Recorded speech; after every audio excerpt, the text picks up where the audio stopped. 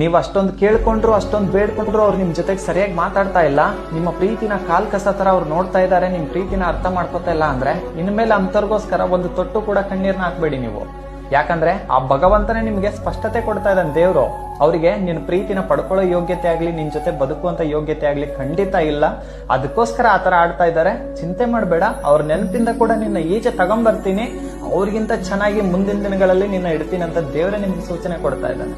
ತಲೆ ಕೆಡಿಸ್ಕೊಳ್ಳೋಕ್ ಹೋಗ್ಬೇಡಿ, ಮರೆಯಕ್ಕಾಗಲ್ಲ ಅಂತ. ಖಂಡಿತ ದೇವ್ರು ಮರೆಸ್ತಾನೆ, ಅವ್ರಿಗಿಂತ ಚೆನ್ನಾಗಿ ಇಡ್ತಾನೆ. ಮುಂದೊಂದ್ ದಿನ ಯಾಕೆ ಕಳ್ಕೊಂಡೆ ಅಂತ ಕೊರಗಿ ಅವ್ರ ಕಣ್ಣೀರ್ ಹಾಕ್ಬೇಕು, ಆ ತರ ನಿಮ್ಮನ್ನ ಬದುಕಿಸ್ತಾನೆ ದೇವ್ರು. ನೋಡ್ತಾ